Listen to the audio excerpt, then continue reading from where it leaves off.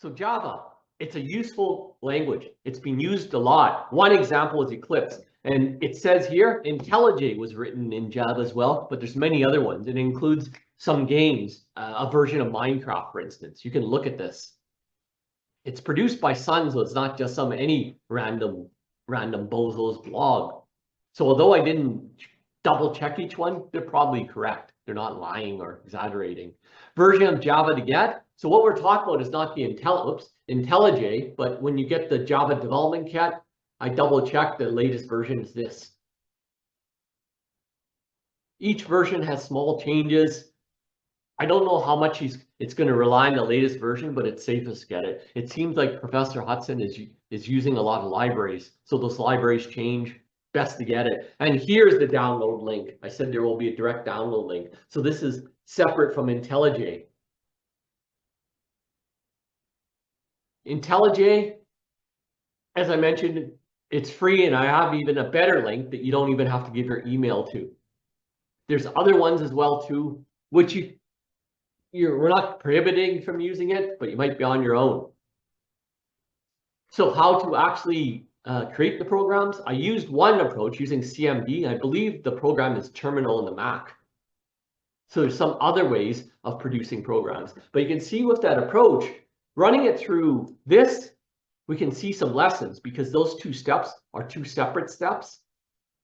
And it'll lead into some important concepts, basic programming concepts about the translation process that are important. So you actually learn a bit more by doing it this way. That's why in the past I actually said this is how students should do it, although it's a little bit harder. A tutorial, it's not enough for you to learn how to do it from scratch. It's correct, but it's not complete. So it's useful, however, where it's another way of looking at the basics, someone else explaining it. Okay. This process, we got up to the previous one. When you're translating and executing programs,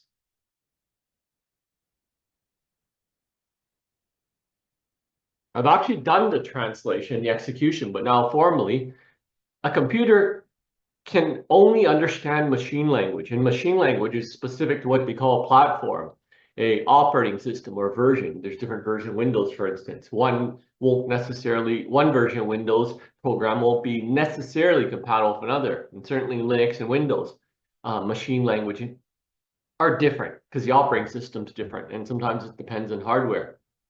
So to write a program, you write, as you know, in a programming language, and those are high level because they look human-like. It has to be translated to machine language. It is binary, but then there's different forms of binary. You should have learned from 231.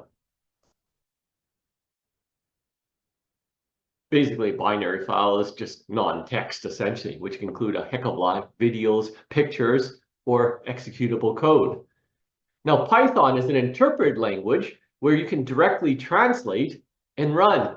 Now, the difference between the interpreted versus the other approach, the interpreted, if I have a sequence of instructions, say my shopping list, and they're in a foreign language, they are in Hindi, for instance. I've heard of Hindi, but I don't speak Hindi. I don't read it. So there are a whole bunch of instructions here. In order for me to go through the shopping list, if I did I have to translate it. The interpreted approach is I translate one item, I go and buy it. And then I translate another item, then I go and buy it. And then next time, keeping it simple, suppose I buy the same things. Well, with the interpreted approach, we don't store it in a long-term form. I have to retranslate it again and then execute that instruction, buy it. So each time that I go shopping, I have to translate the instructions. That translation takes time. With Python, it stores it in RAM, but as soon as your program ends, the instructions are gone. There's some advantages in the interpreted approach where it's not platform dependent. You can download, say, a Python program, and as long as you've got Python installed, it can then translate from Python into the machine language specific for Linux. You take it back home and you've got a Mac OS, a version of Linux as well too. It translates by Python to machine language in your Mac OS. So it's not platform dependent, it's platform independent. The alternative approach, which is more common, this is essentially frequently used with web languages, because if you're running a program through a web browser, you don't know what device, let alone computer or phone or something else, because it could be a smart device, that the operating system's running. So we interpret it specific to that platform. These ones, on the other hand, are for programs that are installed in your computer. The typical programs are compiled essentially. When you install something, it's a machine language installation. So you cannot take, say, a CD installation or download even, where you go download IntelliJ. You can't download IntelliJ for Linux and install this on a Windows machine, for instance, because what you're installing is a machine language file and a whole bunch of other files as well, too, that are specific to an operating system. During this process, now let's think about this, how it works. If I had the instructions in another language, if I did the compiled approach, I would then ask my friend, I can't remember his name. He's a good friend, but anyhow, it's Mr. Abdullah, and I'd say, Mr. Abdullah, help me translate this. Mr. Abdullah from Kerala, and he'd translate the whole thing all at once. And if he was stuck on a part, if we did the compiled approach, he couldn't produce anything in English. That's the compiled approach. So it does it all at once. All your programs that you have on the computer have no syntax errors, the installed ones, because it was able to produce a machine language file. Any syntax errors, you get no file. That's the way it works. The advantage is that these compiled languages, well, if you think about the shopping, I then just have to go buy item, because I don't have to do translation. It's faster, typically, than the interpret approach. With the Python, but it's platform specific. So you cannot take a machine language compiled program and then kerplunk, install it, or copy it over onto another operating system. Each has their advantages. What is Java? Java is both. It's trying to take advantage of both. Java was meant as multi-platform initially through the web. Well, second, actually. The original approach, smart devices, just fell through. Approach, so I typed that in, I edited that wrong. So it's through the web, and you're running it through a web browser. And as I said, you don't know what operating system the person who's running a web browser is going to have. So they wanted to make it platform independent. So it has to have an interpretive approach to be platform independent, but they wanted to speed this up a little bit. That's why there's the two-step process. The first step, you have your program stored in the Java files, as I showed the other day. You translate to a lower level form. Lower, but it's not machine language. It's not machine language, so it's platform independent. It's called bytecode, essentially. The bytecode file, if you get it produced, is that class file that I showed. And the bytecode is closer to machine language, so it cannot directly execute bytecode. But the bytecode is closer to machine language, so it's, I suppose, translating from I don't know, one form of dialect of Chinese to another one. They're close, they're not identical, you still have to translate, but it's easier translating from Mandarin to Cantonese than it is from French to Cantonese, for instance, Chinese dialect. So the bytecode, yes, it does take time to translate, but it's closer to machine. But it's platform independent, so it has both advantages. Platform independent, and it's not as slow as purely interpreted languages. So the first step you saw when I typed in Java, and this is the advantage you use the command line. In terms of learning, well, there's a few advantages and there's a few disadvantages. It's faster because you don't have that IDE doing other things, but you don't get the advantage of the IDE as well too. There are advantages to IDEs like IntelliJ. When I typed Java, recall, you can re-review the video if you want to. If you had a syntax error, it wouldn't produce the class file. Now, when I ran it, I typed java.class, and now it was translating from bytecode to machine language. So what you have is this process. With the compiled programs, you have a compiler that produces an executable. In Windows, the convention is .exe. Mac OS, same thing. And you only see this part. They're machine language, not human readable. You can try and pull up an editor, but it'll be gibberish. And we do the same for each one of these ones. Oh, didn't see a hand raised, but someone typed in chat. Try and raise your hand, please. You might miss it. Is it possible to compile Java code? Yes, that Java C is the Java compiler. It's both, remember I just said, and I showed you the other day. So yes, it's compiled and it's interpreted, but it doesn't produce this machine language file. With Java, just to get to right here, you have your .java. Oh, Gideon, what's your question? Lower hand, so you got the floor. Yeah, is there any way we could like open up the meeting chat so like everyone could like talk with each other instead of just messaging you? I used to do it that way the very first semester during the lockdown, and it was just problematic. There's too much crosstalk right now. And I actually missed a lot of questions because it would scroll past. So I actually opened it up, but it didn't work out that way. Okay. But the in-person one, there's advantage in person versus the remote one. You have a computer guaranteed. The in-person one, where I have that note saying where you can chat quietly, it's just that there's no quiet chat available. So that's why I disabled it. And it was actually really bad that first semester. I said, please don't cross-talk, and they were just still ignoring me. So it didn't work out very well. I know some instructors works out, but doesn't. So yeah. Okay, so we got the compilation process over here. File name.java. This you've already seen before. It contains a Java program. That becomes input. Now, this happens with IntelliJ, but it hides it. When you click play, it runs a Java compiler. It's compiled. Java C is for compiler. It produced this class file, which is hidden in IntelliJ. Well, it's actually in the file system. And it actually, if you're getting it from a folder, it creates a subfolder called out. And I think it's buried in there if you want to see the class files. If there's syntax errors, just like when you type Java C at the command line, you won't get this produced.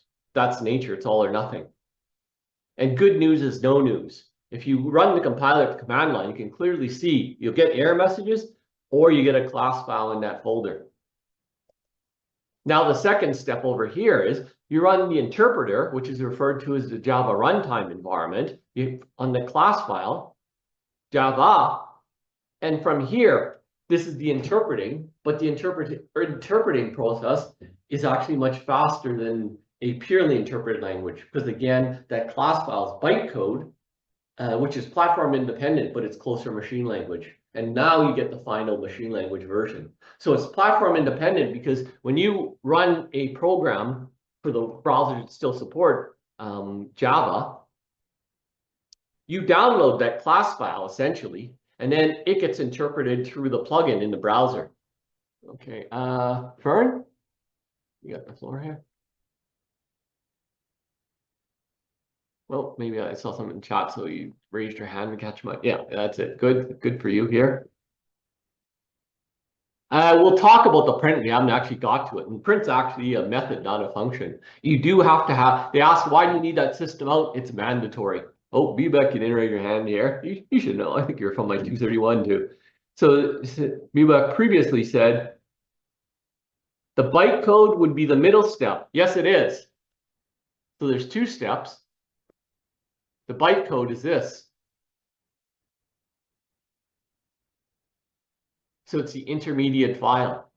If I'm going to a web page that runs Java, it's going to download through my browser this. And then that Java plugin that's attached to the browser then runs the interpreter. It's not Java, actually, because we don't want people typing command line in the browser. And then when the program runs, it would translate the machine language. So you do get that intermediate step here. Seems like a bit of a pain, but it provides the advantages of both compiling and interpreting. And they also have other optimizations.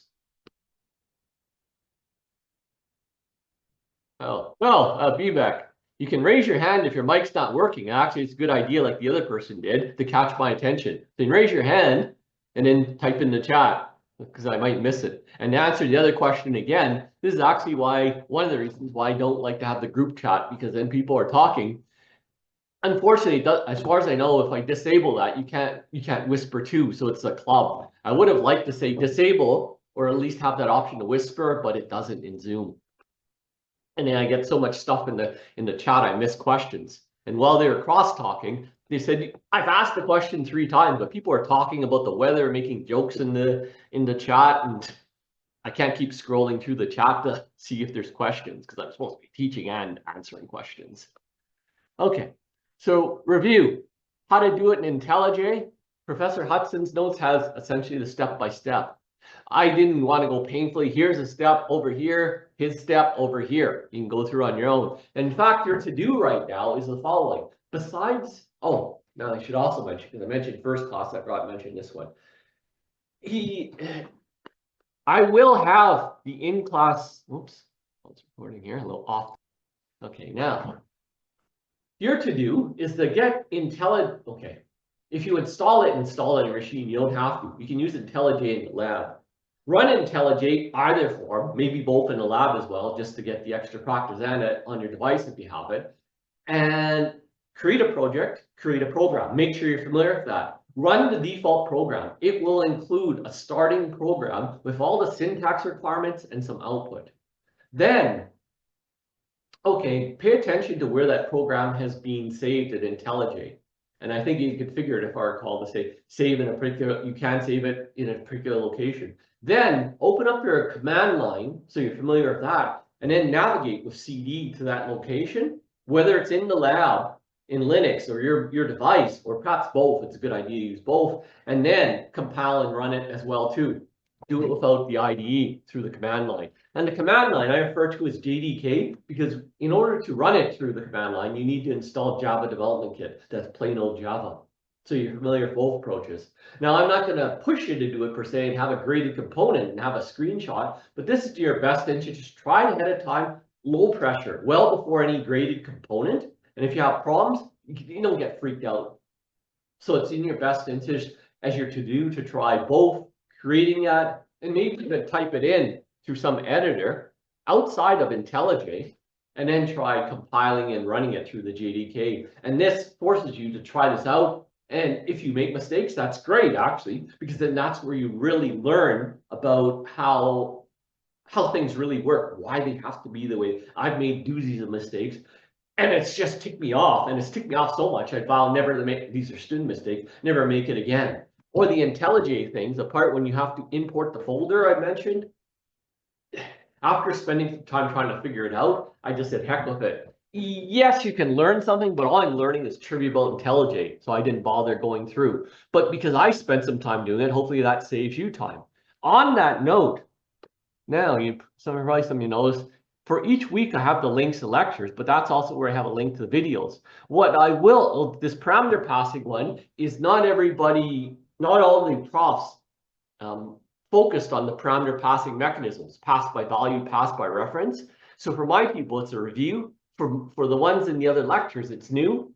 This just shows, and I'll talk about in context, this is a Python one because you're familiar with Python syntax. It simulates pass by reference versus value. In one case, it passes a integer, apparently an integer. Another case, it passes a list, actually the address of a list. And with the integer, you change it in function, it doesn't change. With the list, you change it through the index, it changes.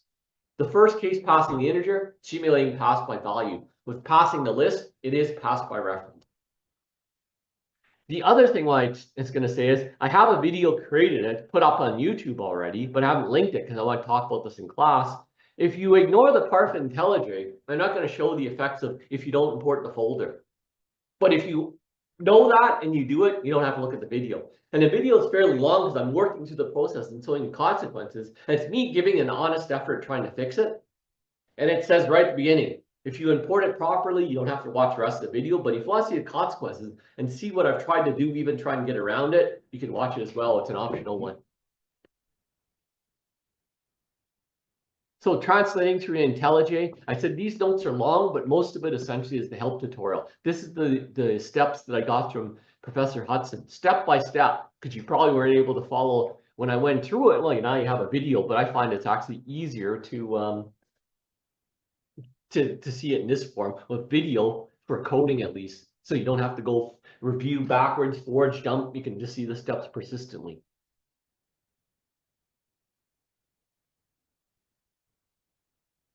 With the smallest one, so I have examples and a reminder here. My examples on the course page. Because of the quirk with IntelliJ, normally by default, with Python examples, you can just directly open them in an editor, whether you use PyCharm or IDLE. Everything is project-based in IntelliJ, and if you just open this, you'll have problems. That's the part why I made that video. So I add an extra thing to help people out. With these examples, I zipped it up, and I zipped up the folder. So when you unzip it, you'll get the folder. And what I'm getting at here is the directory. So actually open up the directory and not, or the folder icon, same thing. And then open that in IntelliJ, not the individual classes. Now, this extra little rant about doing, why would I do this besides trying to use my examples to learn from them? I'm not dead certain at this point how Git is going to tie in, Professor Hudson's approach, but when you have code with your group members, will you directly be able to access the Git repository, or are you going to have to basically pass each other .java files and then open them? That I'm not sure about. But if it's a case where you have to have Java files being passed and not a Git repository, then keep in mind that it's probably safer to have the Java files stored in the folders and then open the folders. And these are the steps essentially how to access. It's my extra step. So in terms of citations, like Hudson here, crediting the source, and then the rest are mine here. And I've shown some additional details because other profs, I've noticed, Professor Zhao didn't actually include executable examples. He just put things in the slides. And that's very common. And I think Professor Wang and Jacob did the same thing. And Professor Hudson doesn't have executable examples, but it's nice to have things where you can start opening them, importing them, and running and editing them. And sometimes if you just copy paste it from here, especially with Java, your formatting gets all screwed up. So if all goes well when you run it, then you see the output here. So a reminder, we have the smallest. So the .java files don't use suffix, but the class files do. The smallest, and very simply, the print ln is like the print, roughly speaking, what's between the quotes up here. It's a constant string. And if all goes well, then we see the output literally. On the other hand, even with a small program like this, that took a delay. Whoops. Oops. Dang.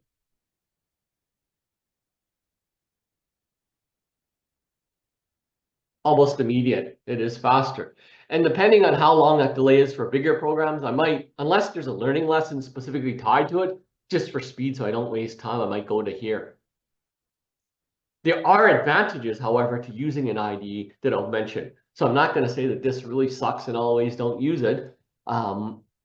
Definitely there's advantage. Over here, it's giving you some tips, and we'll get to some of the tips a bit later. One nice advantage, all this is syntactic required by the syntax, except for the print.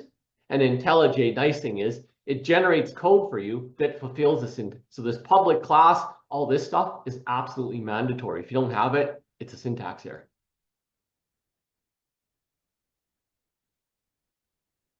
Okay, so IntelliJ is finicky. So install Git first, but also open up when you're opening up someone else's pre-created files rather than typing it in IntelliJ.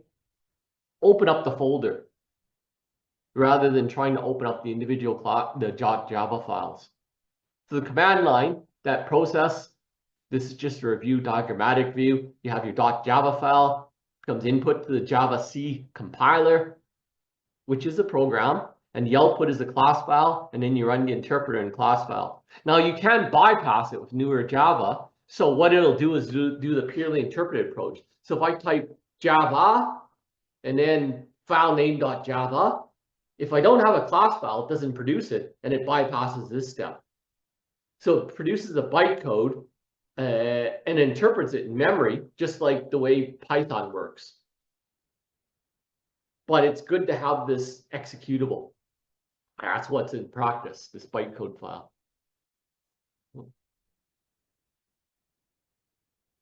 I can't say, someone's asked about the Apple Git. I don't have an Apple machine to actually run, you see, so I can't say too much about it.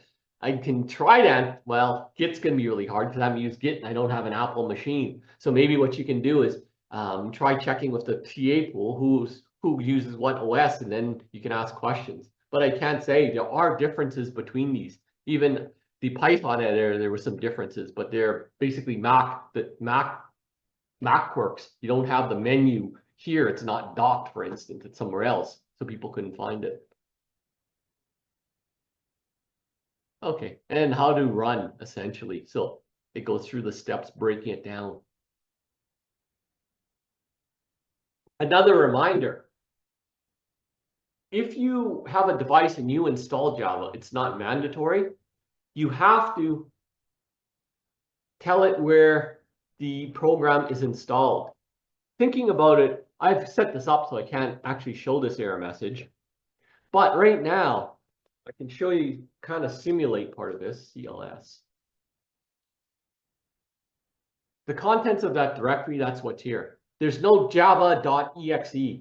If I didn't set the path and I type javac, I'm not in the current working directory. You know, from file.io from 231, file.io looks in the current directory. If javac's not there, and it isn't, that's where my code is, it's going to say javac, I don't know where it is. Now it knows it, and it's providing, essentially, help for it. So regardless of where I compile and run my program, sending the path, that's what it's for. Wherever you are, it'll know where it's installed. It's not mandatory because the path is set up in the computer labs. It's only if you're installing at home. The other thing that you should do is the class path, because if you've got your code scattered in different files, I can actually show this without just doing a simulation. So I'm in directory above programming intro, and I don't have any of that smallest dot class or dot Java files. So if I try and run Java C, it'll know this. But if I try and compile smallest.java, it's in a subdirectory of one of these ones. It can't find smallest. The path is one thing that you can do, class path, to tell the operating system where your code is located. Now, pragmatically, it's good to do this so you don't have to keep worrying about this ahead of time. And there's a lot of resources that show you how to do this. This isn't the most up-to-date Windows one. The principle is similar. What you can look for, if you're looking at Win 10 and Win 11 at least, I think it's set environment variables, and more specific ones, Java set, what is it? Set environment variables and then path, that's your search.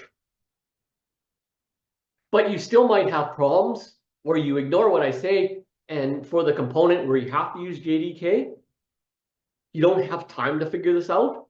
Well, what you might do is, this is an example location of where Java, the compiler, and the Java C and Java is installed. You can see right here. See, these are EXEs because they're Windows machine language. So we have Java EXE. That's the interpreter, the runtime environment. Java C. Now, your install won't be here. Actually, in the new Java, it's under program files, not x86. But I went that location. Now, if I type CD and I go to this location, it's going to know what javac is because it's in the same location.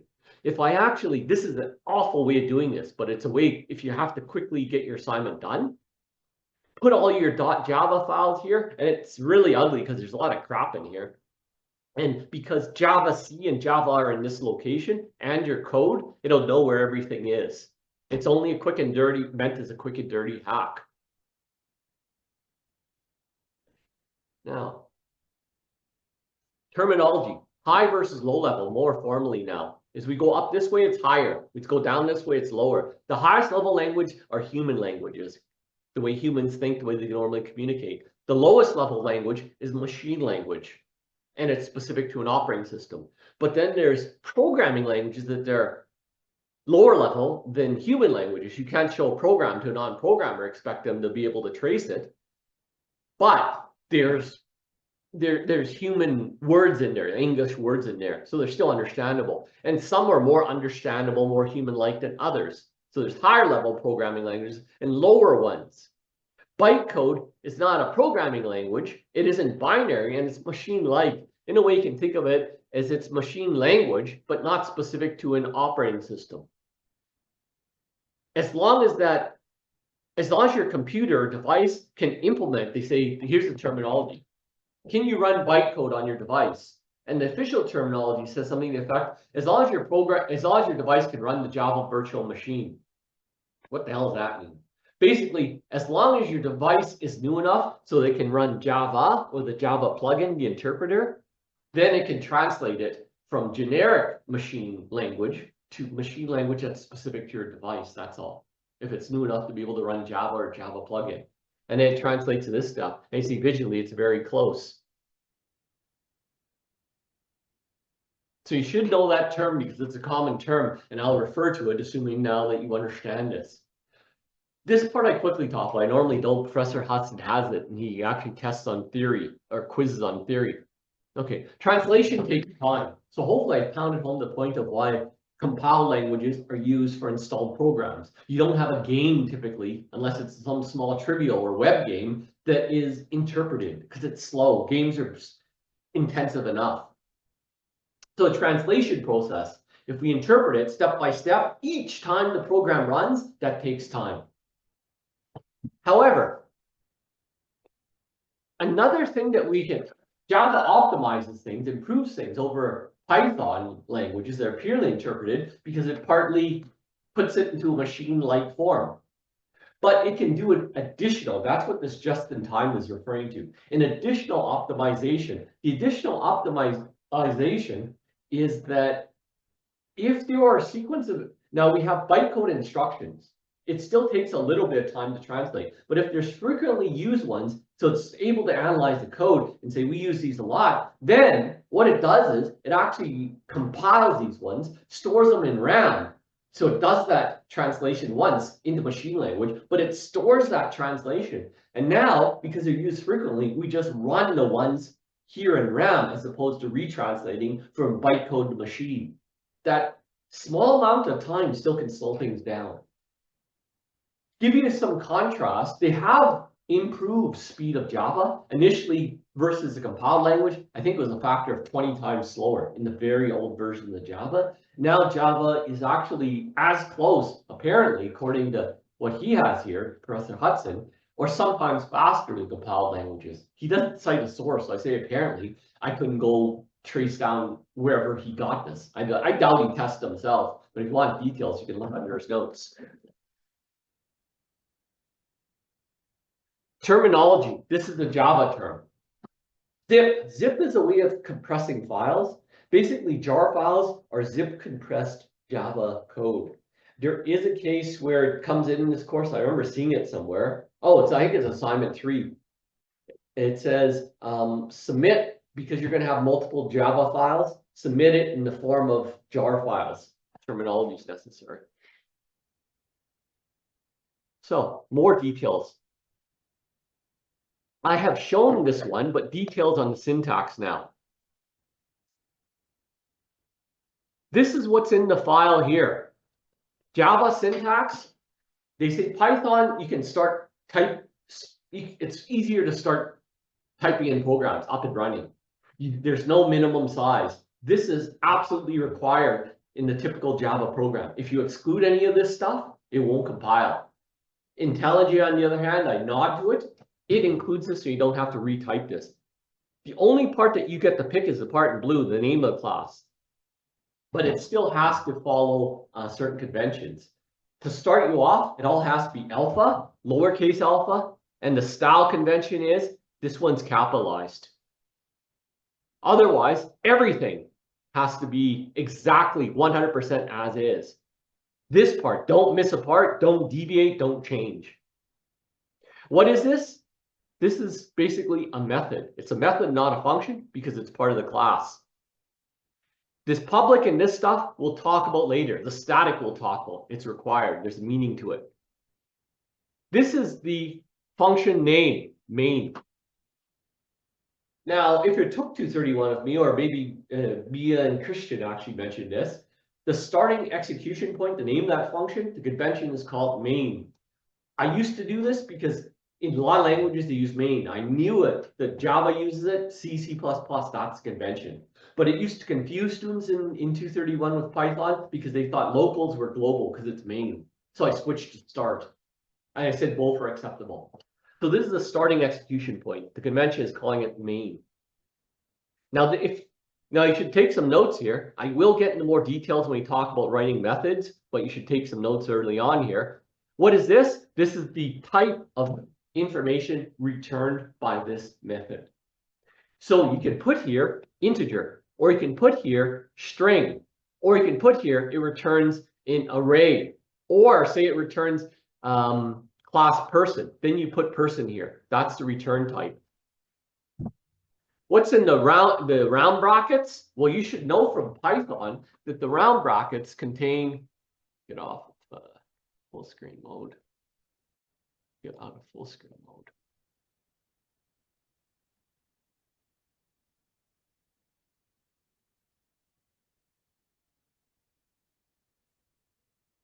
The round brackets are for the function, store the function arguments.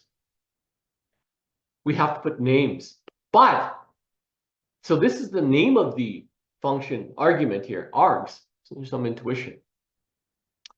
However, just like with the return type here, right here, we have to put the type of the argument. So for instance, if we had a function here for class small, so a method, pardon me, whoops. And for now, I'll explain the void in a bit here, fun. If we had two types, we'd have to specify, oops, the types here.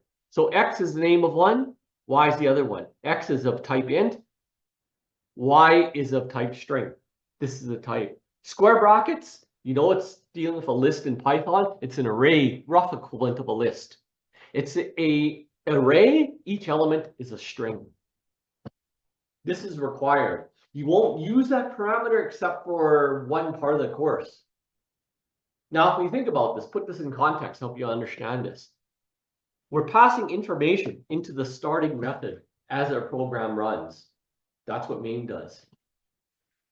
What information can we pass into a program as it runs? This you should know from all sections from 231. Command line arguments. So command line arguments, recall, this is a Linux one. So we can type, is it CD, oops. Well, actually, I'll use the Linux syntax, home, say profs, and I'm not on Linux, so this is gonna work. So we're running the CD command in Linux, and now what we're typing in is input into the CD command line argument. This is how we can store command line arguments to our Java program. Each argument will be an array element. Makes some sense here. We don't have to use it, but the syntax requires it. Now, the return type. Void means it returns nothing. I have this function here.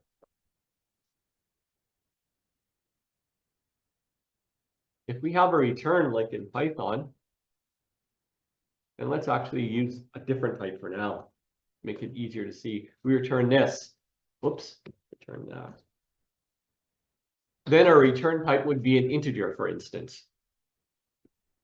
If we had a string, then we'd have to change that to string. Now, if we return nothing, that's what the void means. Void is nothing. Another thing that's required is, how do we know what's the body of a function in Python? The syntax is indenting. That's a syntactical requirement. In other languages, C++, C, Java, the body is enclosed in the curly braces, folks. Indenting is still important. It makes it visually easy to see, but now it's a style requirement. So I'm giving you some early preview of the requirements for defining a method in Java. And I'm giving you some idea of why, hopefully this helps you remember why you need all this stuff. But I haven't quite finished yet. I see someone's typed something in the chat here. You didn't raise your hand, dude. Oh, let's see what it is. I didn't notice it first. Okay. No, Adathia said, can we rename this? Remember, I said exactly as is. I'm stressing this. This isn't my requirement. The only thing that you get to pick, class name. And it has to be alpha and so on, the requirements. It has to match the file. Everything else, exactly as is.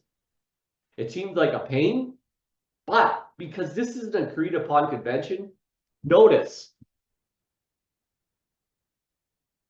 If I pull this up, let's pull up another one just to show. This is main. Notice I don't have to call main.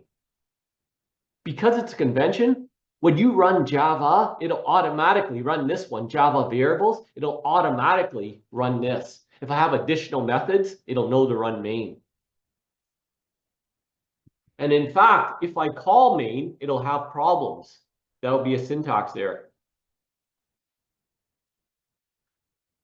Why? Because with an object-oriented approach, a do-good style, everything has to be enclosed inside the body of a function, except for the imports.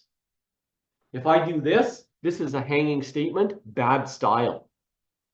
So we don't need to explicitly call it. What is also required according to syntax in early preview is how do we know when one instruction ends and one begins? It's a semicolon. Indenting was probably used to in the language for the syntax in Python. It's semicolon here. So we specify the return type here. Recall this.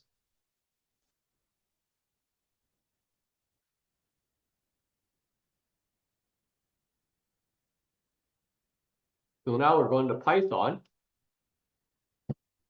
What is returned by function fun? Bit of review, but it's going to lead into the Java part. Any thoughts? It is something, it is review, so it's not a cheat where it's something that you don't, oh, am I still in? What's the participants? Yeah, I'm still in full screen mode. Oh, I have chat up, so it's kind of blocking this. No one's sure? How many things am I returning? What's the number of things that I'm returning from fun?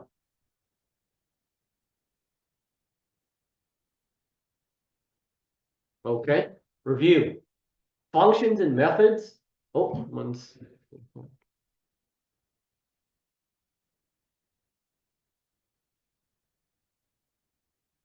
Okay, now I start seeing some things. So I see whole things all over the place. I see tuple 2, 0, 2.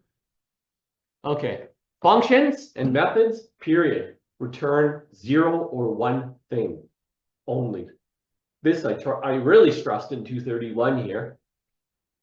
And when I actually, if you want to double check, look through my notes, I said, how do you define a function such that it can apparently return more than one thing? I use that word, the effect of apparently. It's not actually. What you're returning here is actually not a tuple. You create a tuple, and tuples are references, so you're returning the address of tuple. If you return, you could return none, just have a return, and that's the none type. You're returning nothing, essentially. Now, when we're looking at other programming languages, very explicit. What if we have two pieces of information after that function ends or method ends, and we need to communicate it? Because you know in scope, something that is local, we can't access unless we return it or do something else. Now what do we do? You cannot rely. This I mentioned in 231, but recap for my people and other people. You cannot rely on some nice, easy mechanism that'll apparently return multiple values. It creates a composite type, a tuple with 3 elements, but it's returning the address. It's still returning one thing, the address of a tuple. What we would need is, if X and Y, the changes to an X and Y, we need to communicate.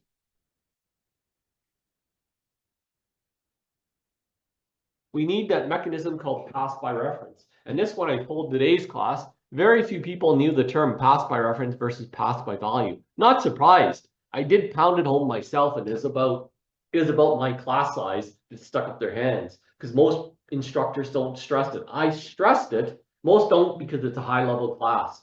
This is low level concepts, but I stressed it partly because it's important, partly because I knew it could be valuable in the next class, because I've taught both classes. The other people aren't teaching this class.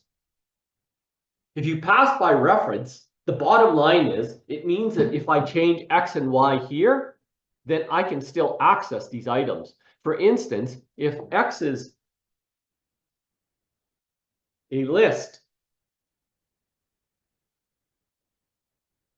and I call fun and I pass in X, I'm passing the address of it. That's basically pass by reference. We refer to a list. A reference is an address. So pass by reference is an important concept, because you don't have that easy mechanism to simulate passing or returning multiple values. What you could do is do the equivalent of creating a list and then passing that list, or you could define a class, a wrapper class. But this is an important concept. Consequently, I knew that people wouldn't necessarily have it. I have a review example for everybody, well, a review example for my people, but perhaps something new for people who don't know the term pass by value versus pass by reference. Parameter passing. Pass by reference, there's two functions. One is pass by reference, pass the address of a list. The pass by value says it simulates it. I know that it's actually not exactly pass by value, but with the pass by value, we change it in the integer it's passed in the function. After the function ends, the changes don't persist. It just changes the local. In case you want to play around with something, so it's a Python example, it's there. And there's a bit of an explanation. So the minimum syntax requirements, all this exactly as is, except for this. But this part, here's some guidelines for naming it.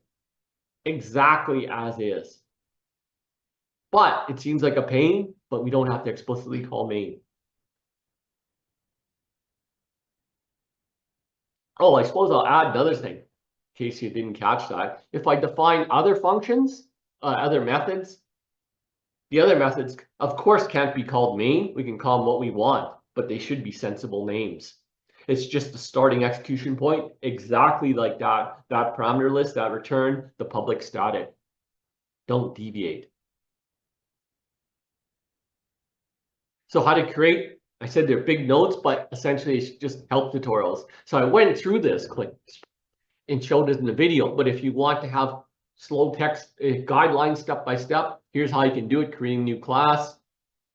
How to open ones where my pre-created ones, so I'm selecting a folder and so on. If we have a big program, so this one contains multiple programs all in one folder because it's small. Later on, you'll have one program with multiple classes, and it's just showing how you can open that up.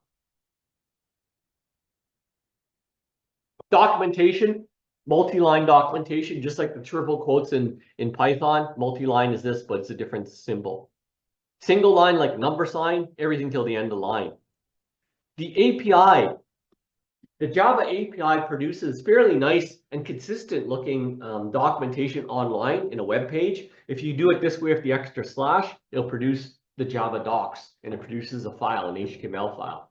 Try it a little bit to get the feel. Later on, apparently there's a requirement you have to write an API. We'll talk about in lecture and or tutorial how to do the details.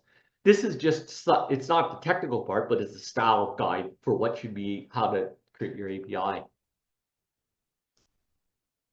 A bit of a review if you have no idea what to document, but if there's specific requirements, the assignment should include it. So this I've mentioned, but putting it with some examples, every instruction has to end in, every executable instruction in many languages have to end in a semicolon. It's like having punctuation at the end of a sentence. Output, Java output. There are many methods. Two main ones to start off. There's print, println. This is necessary. What it's doing is you have a module called system. This is an attribute of the module. So it's accessing a subpart of it. And the print is basically a method of the out attribute. All of it's necessary. Why is it necessary? To avoid ambiguity. Because if someone else writes a print, well, then it'll be in a separate module. And because you have all this prefacing it, there's no ambiguity unless you do something really stupid and try and overwrite the system. Now, the print essentially is like the Java print is like Python suppressing new line. So what's between here? It doesn't add new lines. Print ln is the new line, ln. So it's like the default Python print where it adds that new line. More specifically, if we want multiple things printed, print only takes a string as a parameter. But unlike Python print, the print and println, but unlike the Python print, it does the conversion types. So if we have an integer, it'll convert it to a string. You should know this operator, it's concatenation. If it can be converted to a string, it'll convert it and concatenate all the strings. It passes that concatenated string as one big string to print or println. So over here, if this example, so this detail, similar to the functions, we have to specify a type, but we'll get more into this. We have to specify that this memory location contains only integer. Now this println, good night Gracie, when you run this. So we have output. If that's all there was, you wouldn't know the difference between print and println. But what's happening is println prints between what's in the quotes, and then the cursor moves to the next line. Now this print here displays the contents of the memory location called NUM, which is on the next line rather than here, because this adds a new line. However, after printing the contents of NUM, the cursor remains on this line. So it's illustrating the difference between print and println. So when we print this part, println, num is equal to, it continues on that line. So the print method, exactly as is. It doesn't add, notice this part, it doesn't add when you have multiple things the way Python does. It adds an extra space. It adds extra new lines. I express it. You can add it if you want to, but it doesn't cram it down your throat. Escape sequences. If you didn't learn it in Python, well, here it is.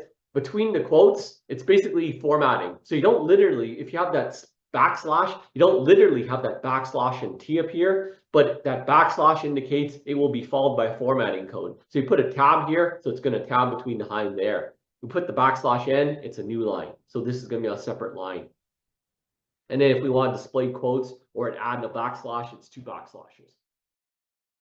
After you've created it, specified the type of the location, and that's actually flagged, and it'll be a compiler error if you try and put something invalid into NUM. And it's actually a flag, so that later on when it sees an invalid assignment, it'll be a syntax error at that line, preventing that type of odd case. Once you've created it, then you can use it. In this way, it's kind of similar to Python. You have to create it before you can use it, say display it, or use and display num, or use it in a branch or loop. And then you can do this, but you can't just do this one step. Now, contrast between Python versus Java. You don't have to declare it. You can just start creating them. To some extent, that's why people say in Python, you can start coding immediately, faster. Easier to start programming. That's one example where it's easier. Easier to make logic errors, however. So example over here, Python syntax. Okay, if we've won the lottery, a small typo, then we've got a logic error. Tab doesn't win. And the only way you catch it, essentially, is you see the incorrect result and you start testing debugging. Variables have to be declared, created before use.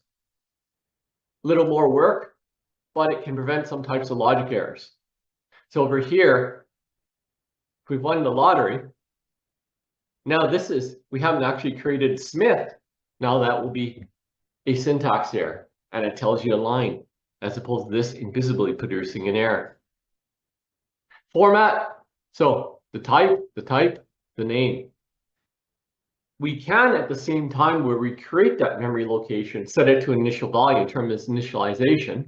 It's not mandatory, but it's a good idea to do it because some languages, it could be essentially some random bit pattern. And if you're relying on first initial being a certain value, well, then your program is going to execute different fashion at runtime. Those can be hard to debug. Java is actually a nicer language where if you don't initialize it, you try and use it, say, in a branch or a loop, then it'll tell you it may not have been initialized for local variables. Some built-in types. These are some simple types here. I have it ordered so we have the whole numbers here. And unlike Python, they're actually structured by size. Python, what's the size of an integer? It actually grows as needed. Although I didn't talk about that because you wouldn't be overflowing that type. And of course, you can't try and put more into less potentially. You likely get a compile flag if you put a long, even if it doesn't overflow the 32 bits. Now, if it's 32 bits, why is it only 31 bits? Because 1 bit is used for the sign out of 32. Why is it -1 here? Because 0 takes up position. It's either negative nor positive, so we lose out on a positive number. The floating point, I mentioned that type because a lot of functions and even the assignment statement, if you assign a floating point value, say float f is equal to 1.5, it'll tell you there'll be a lost precision unless you make it a double. So most of the time you end up using a double. But you have a choice of size, potentially, say, especially if the integers, if you want to save a bit on memory. Not as big an issue as it used to be. The characters, unlike Python, I stress this with my people, Python does allow for you to have strings with single quotes. I said, don't do it. Don't get in the habit of it. You just have to break out of it. Not just for Java, but other languages, they have strings of double quotes, characters of single quotes. And then Boolean true false, but the difference is that when you set a Boolean value in Java, it's just lowercase, small thing there. Where to declare your variables? These are going to be local to a function right now, or a method. It's a method right now because it's declared inside the body of a class. They're going to be local here. We'll talk about having other types of methods later, but for now, you're just having one big method essentially. Declared, the traditional way is put it at the top so that it's accessible anywhere after it's been declared. Naming conventions, go through it fairly quickly because there's quite a bit of overlap between Python and Java. Can't use a keyword. We'll show some examples keywords or special constants, true, false, or constants. Null is another one we'll talk about. Essentially, it ties into references. Oops, I repeated keyword twice.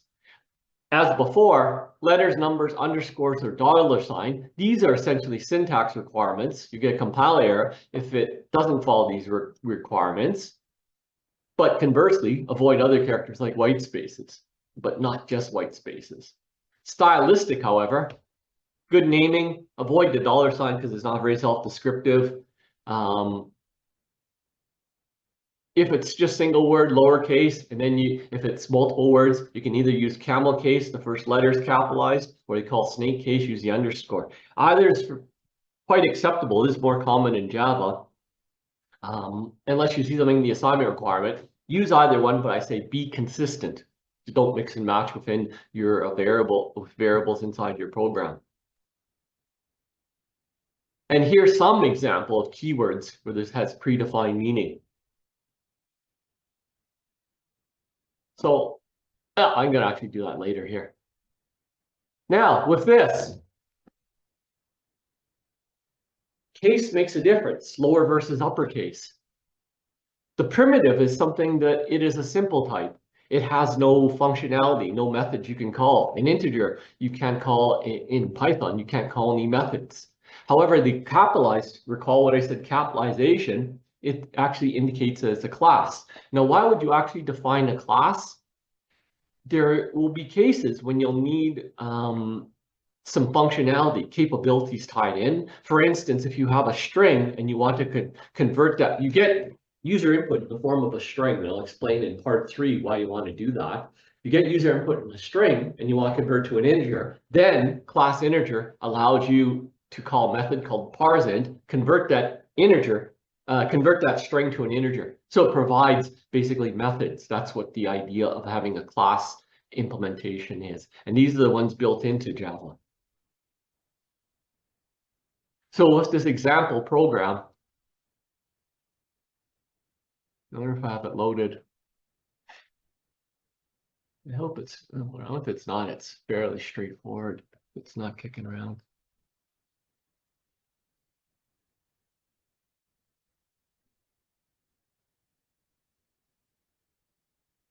Gosh. The progress bar, hold on. It just basically displays the contents of these variables. Looks like there's a typo here. That one got probably put in on. Let's get rid of this gibberish.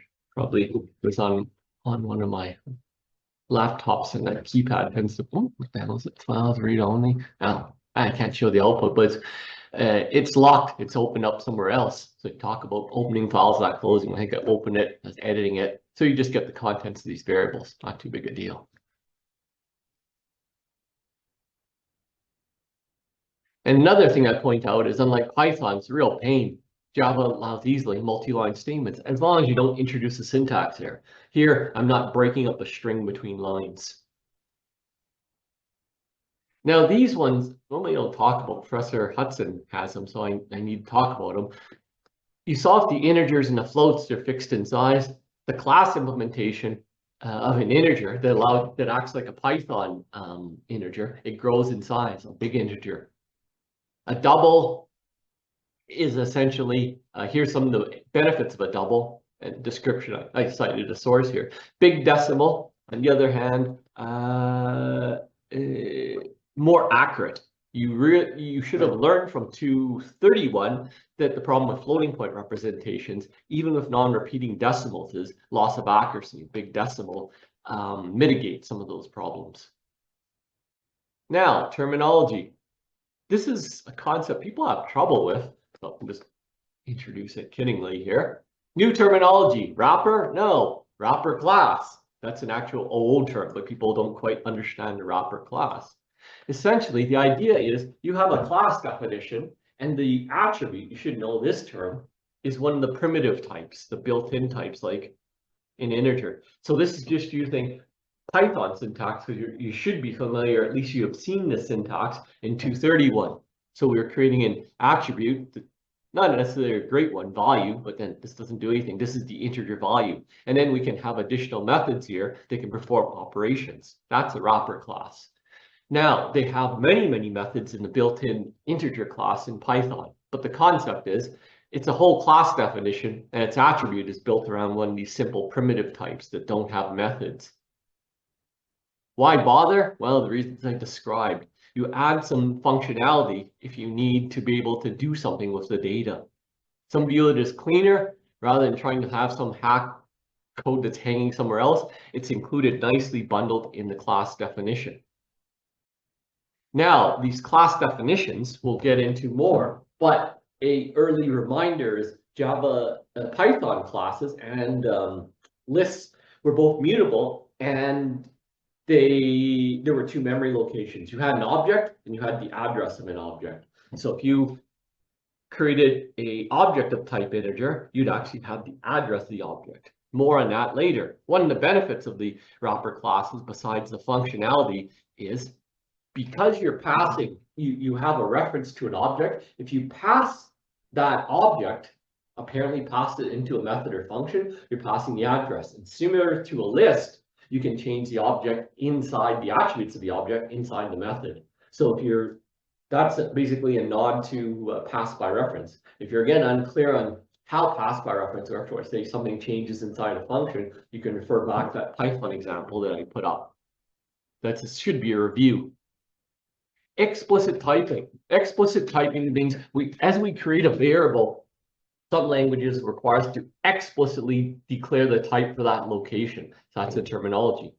And if the type doesn't match, so for instance, we have age here, and we're trying to create a string. Well, a string and an integer doesn't match. Or we have a Boolean and we put it in a float.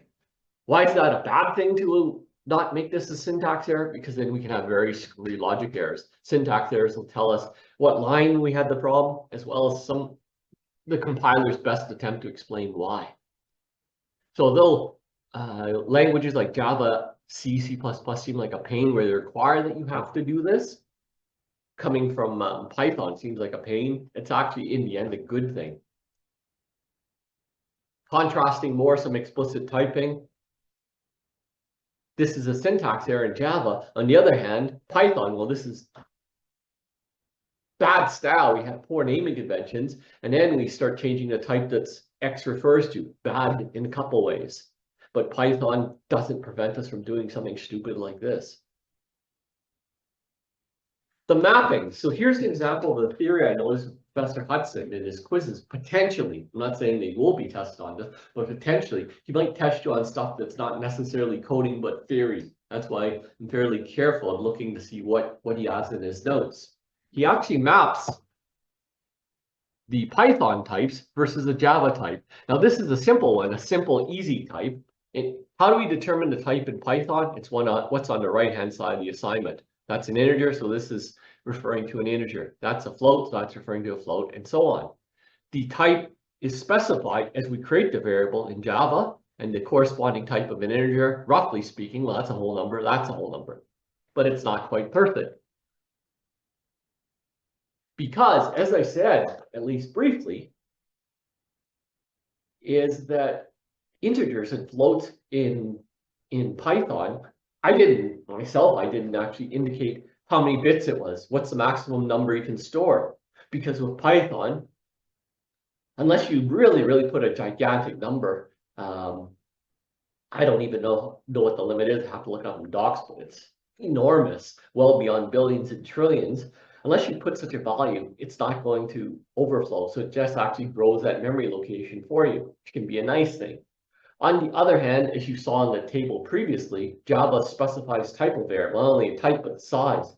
Big integer, now it exists, one reason, because it increases in size. And his mapping, Professor Hudson's, between the growable floating points, he describes it as being the class double.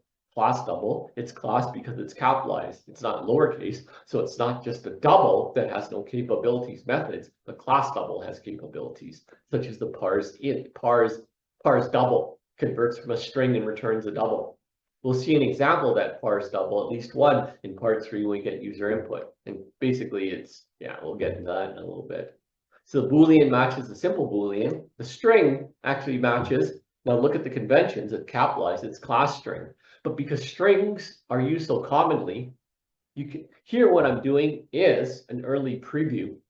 If it was up to me, I wouldn't be talking about, actually I don't talk about big integer myself, but I wouldn't be talking about creating objects here. This essentially is calling constructor and creating an object of type big integer. Syntax is different from Python.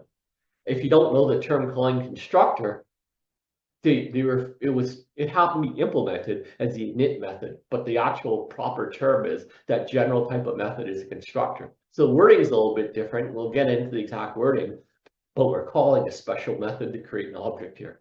Now the string, back to this one, rather than going through the awkwardness of calling the constructor, we can create it as if it was a primitive using assignment statements as a shortcut. And I believe there's an error in this case in Professor Hudson's notes, if you're referring to them, because he actually has an example where we don't call the constructor and he sets big integer, some value, up to a number, and that actually won't work. So I pointed that out to him and he said, yeah, he'll fix it later, I assume. Yes, Emmanuel?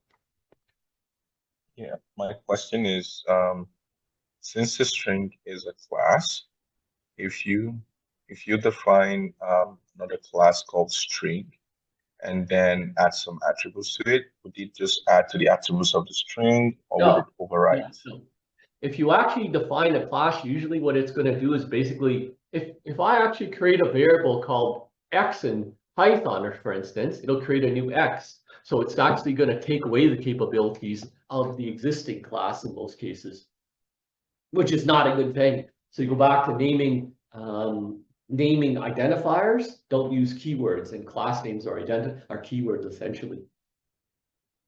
That is bringing up a bit of a point when we get to, it's an early preview, but might as well do it. When you get to importing code, there's the ability to import all the classes in a particular module, and you can use the wildcard. I don't actually have it currently in my examples, because if you start importing, there's 20 classes in that module. One of them, in a real program, might overlap with your name. Now you have a naming problem. So only import the ones that you need, but you shouldn't override the names in most cases. It will override it, and that means that you only have the ability to access your new class, not the existing one. In most cases, depending on how you do it. It might say a naming conflict potentially. Now, to extend your, I see what you're getting at, I think. If you want to extend the capabilities of string, then you can use, I believe you're in my class last semester, but if you weren't, all of us should have talked about that at least a little bit, inheritance. So you can write a new class potentially, as long as the definition of string doesn't prevent it, and extend the capabilities using inheritance. You get all the capabilities of string, and then you can add more in this new class. That's the way to do it. Oh, I forgot to open my camera. I'm gesturing like crazy and you can't see me. There we go. Okay. So he has a I focus on not individual languages, but the paradigm. Python, most of what you learn is essentially procedural. Java is all OO. But Professor Hudson, again, might test you on this potentially. I saw he has some theory. And theory that I don't talk about, so I better talk about it because he talks about it, is there's a theory behind language. I started looking through it and I thought, will you know what all this sparse syntax human like? So then I have a description over here of these things. Implicit syntax. You can actually do this. I actually tried to find one of the ugliest, most unclear instructions, and this is an excerpt of part of what I saw essentially. This is a valid expression in Python. It'll let you do this, but you shouldn't. What is it doing? It's not quite clear. Well, one thing is you're comparing the identifier X with Y. So now that you know this, it's basically a Boolean expression here. It's either going to be true or false. Are they equal? Fine. But another screwball thing is, well, a list. I've given a name so you know that it's a list. We have square brackets. It's referring to a list. Normally, you have a numeric integer index, but we're passing a Boolean to it. Well, then you have to know that this implies that the true-false corresponds to 0, 1, which is really awful. Their languages, instead of using true-false, they say 0 is 1, true is, what the hell is that? I think 0 is false, and then non-zero is true. But because it returns for true, false, these values, now you get to an index. You have to go through all those convolutions to figure out what this expression is doing. So depending on values of X and Y, it's going to do something with index 0 or 1. Python allows you to do this and other things. Here's another one. Professor Zhao did ask this on a midterm, a question like this. And when I saw he had that midterm, I thought, well, normally I do talk about things like this, but I didn't have time because I was covering a lot of stuff I didn't cover last semester, like Linux commands. If I would test on this, I would actually show a corresponding while loop. And then given that I do this, it would still be a hard question, but then it's fair game. I would bet, I didn't get the stats for it, I would bet a lot of you, it was either a loop that never executes he had, or a loop that is an endless loop. But looking at this, what's happening? This is really nasty. Well, the Java implementation, I have to jump ahead really to explain this. I hate doing this, but to explain the implicit syntax, this is a good example. Loops are, I like them better in C++ Java because this is set to 1, it's explicit. But this one, okay, I is equal to I minus 1. Now, is this greater than or less than? You know that it excludes it, so it's either greater than or less than, not greater than or equal to. And in this case, because you're counting down, it's greater than. Because you start from a higher number, you're counting down, say 4, 3, 2, 1. If the endpoint is 1, for instance, then it's greater than 1 where the loop is true. But this is easier to figure out than this. We're starting at 1. 1 is not greater than 4, so we never execute. We don't even do this decrement. This one's clearer than this one. This hides it. And Python syntax style, you're actually allowed to, and I mentioned this in my class, I don't like to do this, where you just have one parameter for range because it hides it even more. You have to memorize what is by default the initial value. Is it 0, 1? What is default for the update value? Is it 1? Is it minus 1? Is it 2? I like to make, although Python doesn't allow me to make it as clear, including that expression, I made it as clear as possible by including the 3. Might have seemed anal retentive, but that's why I did this. Traversing lists and other composite types. I redid my example when I traversed the string at first from spring 2024 to fall. And it looks like even when I got to the string example, my rewording of it actually helped because I didn't get, the class was bigger, but I don't think I got any or got very few questions. Plus we pounded home so many times. If you have good style on top of this, you can tell what's happening. It's implicit. But there are people that write code like this. Imagine this for a beginner, and you see B as a list, but still trying to figure out what's happening. That's this is more human-like if you code it with good names, but this is implicit what's happening. This is implicit. This is implicit. Python allows you to do these things. Although this looks more like human-like language as opposed to something like this. This is more mathematical. Java traversal of an array, approximate equivalent of a list here. Again, we have to set the initial index. We increase by 1 here. And in the body, we access index, square brackets, current value of I. And here's how we check. There's the length attribute with the arrays, as long as we don't exceed the length of the list. So the human-like, this is more human-like, this is more computer-like, but then this is more explicit. The idea of programming languages, it's very precise and specific, as opposed to kind of, or this, very ambiguous.